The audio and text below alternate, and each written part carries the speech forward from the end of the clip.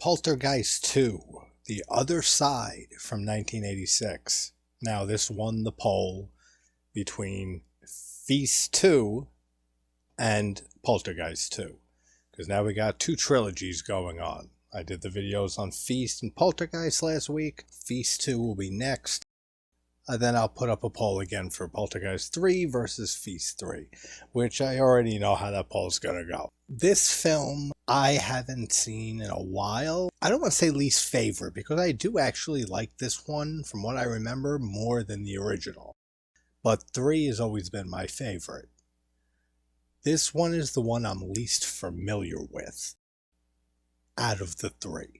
Because I grew up with Poltergeist. I mean, that film has a lot of stuff that's ingrained in my memory. Now, this movie has Craig T. Nelson returning, JoBeth Williams returning, of course, Heather O'Rourke returning, the son, I forget the actor's name, but Robbie, the son. Dominique Dunne, unfortunately, was murdered by her boyfriend, like, shortly after the movie release, the original, so she's not back in this. I forget how they write her off, or write her out of this. And then we have Tangina. Why can't I think Zelda Rubinstein? I was going to say, how am I forgetting this woman's name when I couldn't remember the character's name in the last video, because I always just know Zelda Rubinstein. So we have all those cast members returning. We have, I forget the actor's name too for him, because there's a different actor in 3 who plays Reverend Kane. The incarnation of the beast entity that we see in the first Poltergeist that was haunting the family and trying to, get Carol Ann. So we see the beast in Reverend Kane form, for lack of better terms. And he is creepy as hell in this film. He is such a creepy character.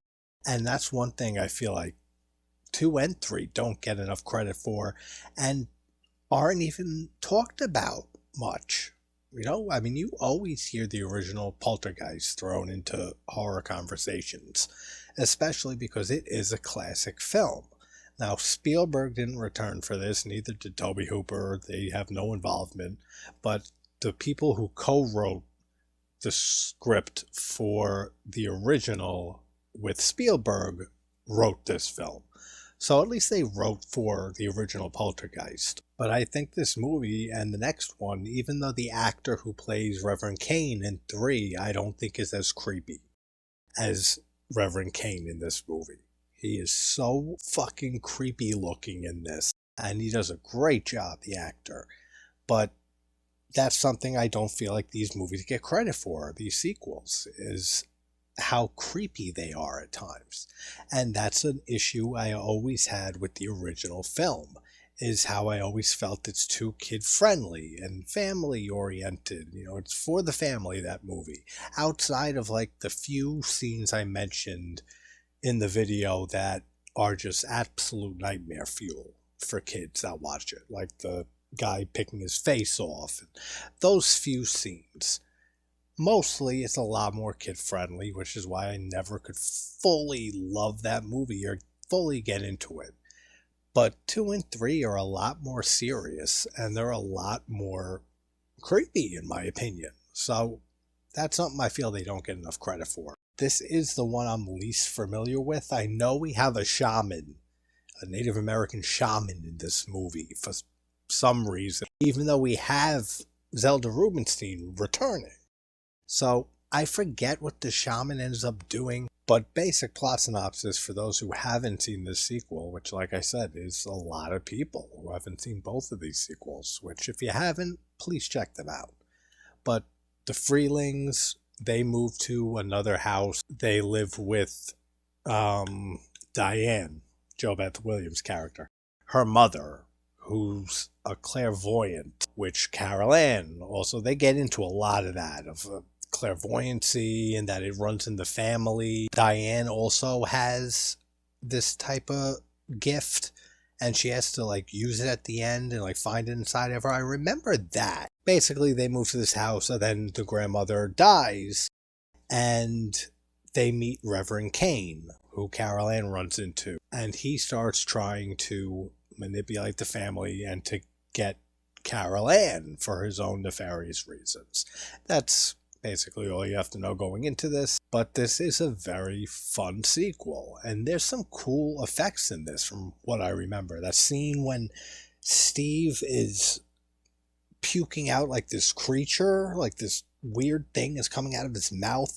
All of that is cool. Like, there's a lot of cool scenes in this sequel. So without further ado, let's talk Poltergeist 2, The Other Side, from 1986. So we open up with, they excavated the site of their whole neighborhood, the Freelings' old neighborhood, where the house just disappeared into oblivion at the end of the first one. They find a cave underneath, and now I remember Reverend Kane, the creepy dude that we see later, who's the human form of the beast. He had some type of cult that he tricked their asses into getting down there and then slowly let them starve to death. And then that's what ended up haunting, the family in the first film. So they retcon the reason for why the poltergeist activity happens. And the first was just because they didn't move the bodies at the cemetery. Now, underneath the cemetery is this old cave where this old-ass preacher guy tricked a bunch of people into coming down in his cult, and they all died down there. So, I mean, it's a little bit of a retcon, but whatever, it works. We see Tangina with her Native American shaman friend, Taylor. Honestly, we're just going to probably go with shaman. So Tangina and Taylor end up going and checking out the cave. And Taylor says that he has seen this in his dreams. That he's seen this place and that he's seen Reverend Kane. And then he asks where the family is. And we end up cutting to, they don't say where, but it doesn't really matter, does it? Shit happens to them again. It doesn't matter where in the world they live in. They seem happy. They moved on past the events of the first movie. I haven't explained where the sister is, but that's another thing. Carol Ann seems like she's been handling this the best way that a child can after all this stuff that happened to her that nobody can explain. So she seems like she's doing well. Everybody does. And they're there with Jess, is Diane's mother. And she ends up having a talk with Carol Ann quick and asking her if she ever knows things without knowing how she knows them. And gave an example and says, and it's an adorable scene with them bonding. And just like the first film, instantly makes you care about this family. If for some reason you didn't see the first movie and you just saw and went into this film when it released. And it makes you care for Jess, the grandma. And they have this cute moment. She tells Carol Ann that she hadn't experienced her first one when she was young, and her mom lost a piece of jewelry, and she knew exactly where it was. It was like 2 miles away from the house, somewhere she's never been before, but she knew where it was, and she didn't know how she knew. And she asked Carol Ann if she ever knows things without knowing how, and she says yes. And she says this is a gift, but it is a cute scene. And in a similar scene that we get in the first film, just not done as well, we have the parents in their room with the door open again. But they're not smoking pot this time, I'm assuming, because the mom lives there. They're having this little fun moment, and they're laughing together, and he brings up a song and starts singing it to her that, I don't know, he used to sing to his ex-girlfriend or something like that, and she never liked it. But they have this little moment together, and that's another thing that with a lot of sequels, especially if you have the same characters returning and everything, it's a direct continuation. You don't have to spend much time on developing these characters. We already know them. We already care about them immensely from the first film, and especially with Carol Ann, a child, being at the heart of all of this. And they're able to get right into the whole thick of this very early on, which you see Reverend Kane, and that's what distracted me. I saw him on the screen, and I saw his creepy-ass face, and I said, man, he really is just so weird looking. He's bending down to Carol Ann. But that's what I mean. 16 minutes into this movie, you already have Creepy Kane. That's his new nickname. Staring down Carol Ann and getting right in her face and being creepy. They're like at a shopping center, and he's saying a bunch of stuff to her, all this weird stuff, and his whole look is just so cool. I really like how they designed him, just with the black hat and the suit, and his skin looks like it's been stretched over his skull, and then just his wide grin. Everything about him is so fucking terrifying in this. He's the nightmare fuel of this movie. Oh, and before To Be Break, I like how Carol Ann sees a woman walk through Kane after Diane ends up finding Carol Ann, who wandered off, and Kane wandered into her for a few minutes, finds her, thanks Reverend Kane so she could see him and everything. So I'm guessing he's like in his human form. He can interact with the physical world. He could see people. People can see him. And she sees somebody walk right through him. That's a nice little touch. Then To Be Break. Now, To Be Break isn't in the actual film, as I recall. This is just a personal experience I'm having. But one thing I can say is that Tony Hawk is way too fucking old to be skateboarding or be doing skateboarding videos. I know this is for the sake of brevity and everything, but you see this in so many movies where someone's recounting something insane that happened to them, usually supernatural or paranormal events, and they just don't mention stuff at all. They just gloss over things that you think somebody would absolutely mention. She starts talking to her mom about what happened that night. Apparently, all the time they've been living together and stuff, they haven't talked about it at all. So she starts recounting that, that time period. And she says at first she was kind of excited with what was going on, with the chairs being funny. Direct quote, by the way. After saying that, she says, and then Carol Ann was gone. You skipped over a bunch of stuff. The big-ass tree crashing through your house window and grabbing your son out of bed and bringing him outside, and then lights flickering. I would be painting a whole visual image and a story for these people in all of these movies, but they just gloss over like the most important stuff that would back up their story, that real crazy stuff happened. But instead she just, no, and then Carol Ann was gone. No mention of the tree, no mention of any of the chaos that led up to Carol Ann disappearing at all. And again, I know it's just for brevity's sake, but it's just something that always makes me laugh. And let me tell you, for someone, Grandma, to be claiming to have such powerful clairvoyant powers, before Diane sat her down and told her, she didn't know shit about what happened that night. You would think it would be a much better power if it told you information about things happening to your family, that they were in jeopardy, instead of being able to find your mom's necklace in a field somewhere. I'm not a clairvoyant, but I guess you just can't choose the information you get. It's just whatever it shoves into your head. And on how determined you are to lie about being clairvoyant. But that's another conversation. Grandma Jess ends up dying, and she says, like the night before, that I'll always be here for you or something like that. And that's right, now I remember. Carol Ann's toy telephone. That's like the TV of this movie, because they don't have any TVs in the house because of what happened.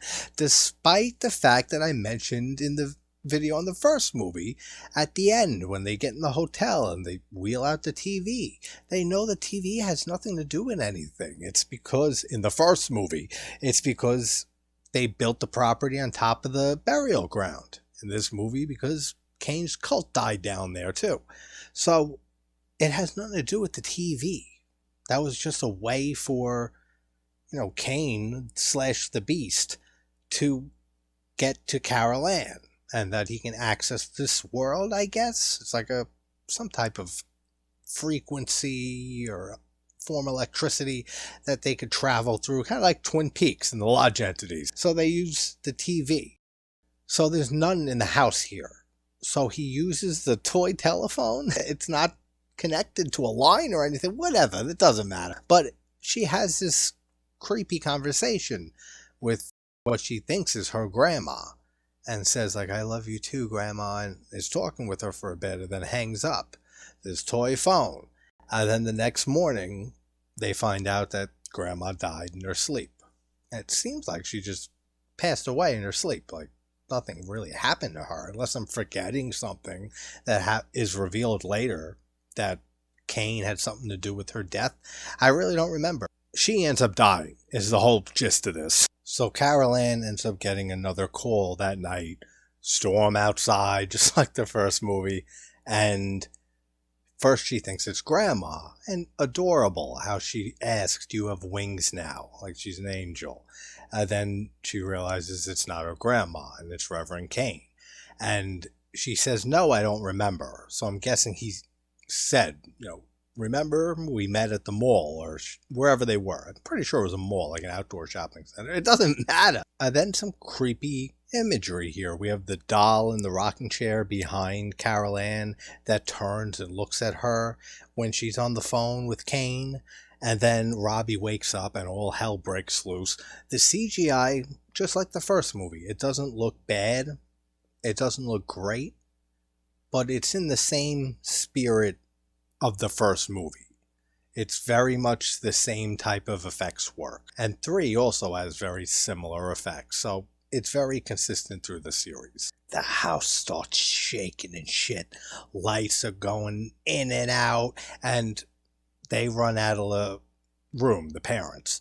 And first thing they do, obviously, is run for their kids' room. At first, they think they went missing.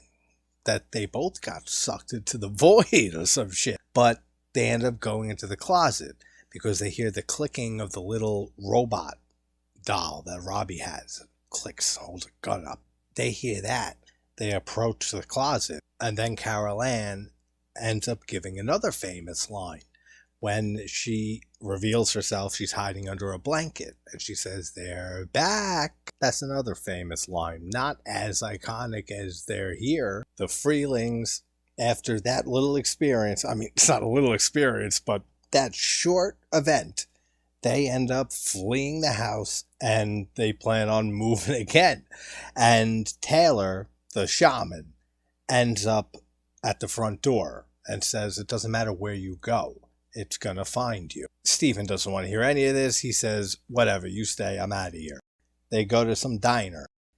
And then there's a scene that I didn't remember. The waitress ends up getting briefly possessed or taken over by Jess, Diane's mother, and says, there's no use fighting this. You have to face this head on. It's attached itself.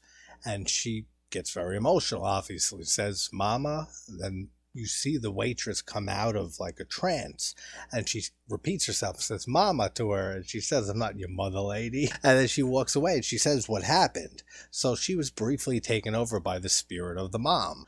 And this is what gets them to return to the house and fight this thing and try to fight the beast once and for all. This is one of the best scenes in the movie, when Reverend Kane makes his appearance at the Freeling residence and he begs Stephen to let him into the house. But he starts preying on Stephen's earlier fears that he told Diane about shaman. Said, how do you know he's not dangerous? How do you know he's not an escapee from the asylum? So Kane obviously can read their thoughts, know their fears. So he starts playing on that and starts saying that Taylor is dangerous. And that's what he goes by now. And he almost gets Stephen to open the door and let him in. For some reason, he has to be let in like he's a fucking vampire. I mean, I don't understand that. But, I mean, I guess it makes sense. He couldn't get through the TV. He can't get through the phone, even though he can make calls through Carol Ann's toy phone. But he can't come through the phone to the house. I don't know how any of that works, but just before Stephen almost seems like he's going to let him in, Carol Ann cries out from the room with Diane. And while Kane and Stephen were having that conversation, Diane started having images of Kane in the cave underneath the cemetery where they used to live. So she's starting to have her clairvoyancy come out. Creepy as hell how Kane just says, you're all gonna die in there, and he ends up just walking away in the rain, singing a religious song, which he was singing as he walked up to the property. He walks down the driveway, and he just disappears into the ether, or the other side, if you will. So Stephen ends up getting politely, metaphorically castrated by shaman. He starts saying he knows what Stephen's feeling in one way or another. He's always been controlled by someone else, and no matter how bad you feel for yourself, you have to put that aside. And him himself, shaman, he's a warrior, and a warrior would rather die before they denied their nature, or some shit like that. You know how shamans get. I forgot how much more insane and over the top this film is compared to the original. I mean, it was the late 80s. Everything was a lot more over the top. But the scene with Robbie in the bathroom, then his braces like come undone and start coming around him, and they wrap around his face. There's like braces everywhere, wiring and stuff, and Robbie's held in the air with his face wrapped around by it. All of that is cool, and it looks good. And then they say to Taylor, we're getting out of here. Like, enough, because Stephen is doubting Taylor. Kane ends up appearing as like a see-through apparition. It doesn't look anything like him. And he says, you can't have her. I'm not dead. And then the apparition floats into the ceiling, disappears. So why was he begging like a vampire to be let in earlier if he was able to just be there and be in that, get into the house? Why do you have to ask? Like, he had to be granted permission. No one granted him permission. He just appears in the house. So I don't get any of that. I guess maybe you could say that him preying on Stephen's fears and insecurities is what allowed him to enter the house and start, causing shit to happen. Maybe. But still, then why have that scene with him begging, let me in, let me in? And before that, being all aggressive, he was a lot more passive, saying, let me in and we'll talk about it and stuff. So he's trying so hard for this guy to invite him in the house, and then he just appears there. I don't know. This is where this movie kind of not falls apart, but the pacing slows down considerably in the whole second act. Zelda Rubinstein shows up, and she's talking with Diane while Shaman is showing his magic off to Stephen. They're having their own little bonding session. Tangina is just annoying as hell as usual. Caroline is gonna get possessed again, child. And again, she's a terrible fucking medium, because she said the house was clean before the end of the first movie. And then more stuff happened, and she thought everything was gravy again. And now all this stuff in this movie. She's a terrible medium. And don't forget, there's a part 3, and she's in it, so she fucked up again. Not a good medium. And this movie, she even has help. She's tag teaming this with Taylor, the shaman. And they still don't eradicate this. So Tangina has to yell at Diane to tell her what she's feeling, because she knows that she's clairvoyant just like Carol Ann is, and she suspects Diane's mother was as well, which she's correct on. She sees the images in her head of what happened to Kane and the people that followed him into this cave. He was telling them it's the end of the world, the typical cult shit, and they seal themselves down underground. But then the end of the world doesn't come, and he doesn't let the rest of them leave, and they all die together down there. And now he's a demon. And honestly, I prefer Kane to the cool CGI effect that we get of the Beast in the original. I really just love the character of Reverend Kane. So that plays a big part in my enjoyment of these sequels. For a split second, at the start of this scene, I thought I saw something else that isn't what it is. They're in the bathtub, so I see the quick shot of the camera going into the bathroom, and you see Diane massaging the scalp of what I thought was Robbie, and then Carol Ann in front of Robbie. And I said to myself, that's kind of weird, having a mom bathing and naked behind her son, who looks like he's 10, 11 years old or whatever, shampooing and massaging his scalp with his sister in front of him. I said, that's kind of strange, until it panned in much closer and I realized that it's a doll in front of Carol Ann. Robbie's not in there. It looked like it really quick because you see 3 bodily figures in there. And I said, that's kind of strange. But it pans in more, and then you see that Carol Ann is holding a doll. So I assumed Carol Ann was the doll because she's the smaller one, but whatever. It was just a random thing. I forgot just how good the creature effects are in this scene. Steven ends up getting possessed, I guess, right, by Kane. He's drinking... I've never been a big drinker. I don't know. Tequila? Is that the one with the fucking worm in it? I think it is. So he's drinking it, and he swallows the worm, which is somehow Kane, and he takes over Steven's body for a little bit, and he starts assaulting Diane after, like, just degrading her and just saying all this terrible stuff.